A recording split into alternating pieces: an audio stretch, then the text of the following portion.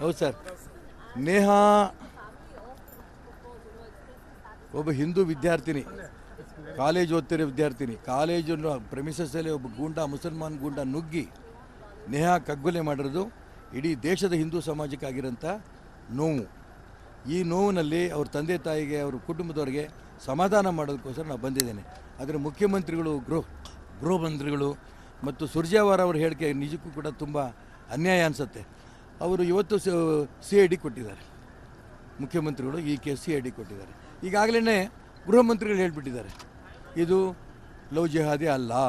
ಮುಖ್ಯಮಂತ್ರಿಗಳು ಹೇಳಿಬಿಟ್ಟಿದ್ದಾರೆ ಇದು ಖಾಸಗಿ. ಮತ್ತು CID ಇನ್ನೇನು ರಿಪೋರ್ಟ್ ಕೊಡುತ್ತೆ? ಸರ್ಕಾರದ ಕೈಯಲ್ಲಿರುವಂಥ CID ಮುಖ್ಯಮಂತ್ರಿಗಳ ಹೇಳಿಕೆನ, ಗೃಹ ಮಂತ್ರಿ ಹೇಳಿಕೆಯನ್ನು ಮೀರಿ ರಿಪೋರ್ಟ್ ಕೊಡೋಕ್ಕೆ ಸಾಧ್ಯನಾ? ಅದಕ್ಕೋಸ್ಕರ ನಾನು ಹೇಳ್ತೀನಿ, ಮುಖ್ಯಮಂತ್ರಿಗಳು, ಗೃಹ ಮಂತ್ರಿಗಳಿಗೆ ನಿಮ್ಮ ಮೇಲೆ ಆಪಾದನೆ ಮುಕ್ತರು ನೀವು ಆಗಬೇಕಾದ್ರೆ, ನಿಮ್ಮ ಮೇಲೆ ಇಡೀ ದೇಶದ ಜನ ಅನುಮಾನ ಪಡದೇ ಇರಬೇಕಾದ್ರೆ ತಕ್ಷಣ ಇದನ್ನು CBI ಕೊಡಬೇಕು ನಾವು ಒತ್ತಾಯ ಮಾಡ್ತೀನಿ. ಇದು ರಾಜಕೀಯ ಮಾಡೋ ಪ್ರಶ್ನೆ ಏನ್ರಿ? ಮುಖ್ಯಮಂತ್ರಿಗಳ ಮನೆಯಲ್ಲಿ, ಗೃಹ ಮಂತ್ರಿಗಳ ಮನೆಯಲ್ಲೂ ಕೂಡ ಈ ರೀತಿ ಹಿಂದೂ ಹೆಣ್ಮಕ್ಳ ಮೇಲೆ ಕಗ್ಗೊಲೆ ಆಗಿದ್ದರೆ ಅಲ್ಲೂ ಹೋಗಿ ಸಾಂತ್ವನ ಮಾಡ್ತಿದ್ವಿ ನಾವು. ಇದರ ರಾಜಕಾರಣ ಪ್ರಶ್ನೆ ಬರಲ್ಲ. ಇದು ರಾಜಕಾರಣ ಅಂತ ಯೋಚನೆ ಮಾಡೋದೇ ದ್ರೋಹ. ರಾಜಕಾರಣ ಅಲ್ಲ ಇದು. ಒಬ್ಬ ಹಿಂದೂ ಹೆಣ್ಮಗಳ ಕಗ್ಗೊಲೆನ ರಾಜಕಾರಣ ಮಾಡ್ತಾರೆ ಅಂತ ಹೇಳೋದೇ ರಾಜಕಾರಣ. ಇದನ್ನು ನಾನು ಖಂಡನೆ ಮಾಡ್ತೀನಿ. ನಿರಂಜನ್ ಅವರು ಅಂದರೆ ನೇಹಾ ಅವ್ರ ತಂದೆ BJP ಅವರು ಗಾಳಕ್ಕೆ ಬಲಿಯಾಗ್ತಾರೆ.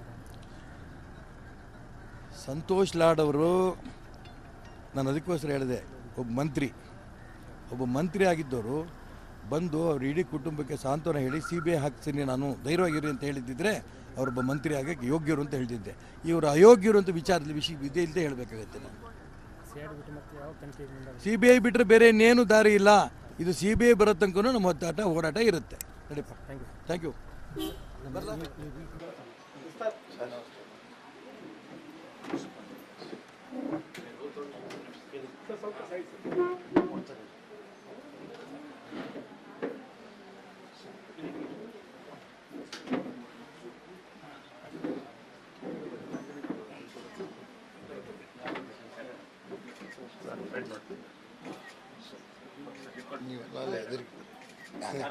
ओम नमस्ते अस्तु भगवान् विश्वेश्वराय महादेवाय त्र्यंबकाय त्रिपुरांतकाय त्रिकाग्निकालाय कालाग्निरुद्राय नीलकंठाय मृत्युंजयाय सर्वेश्वराय सदाशिवाय ओम शांति शांति शांति।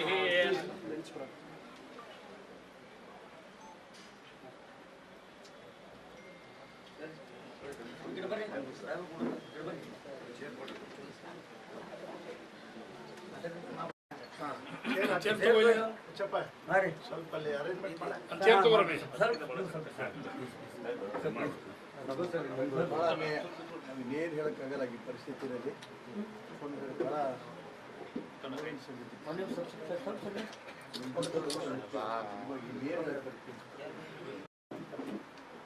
ಇಂಥ ದುಃಖದ ನಾವು ಬಂದಿದ್ದೇವೆ.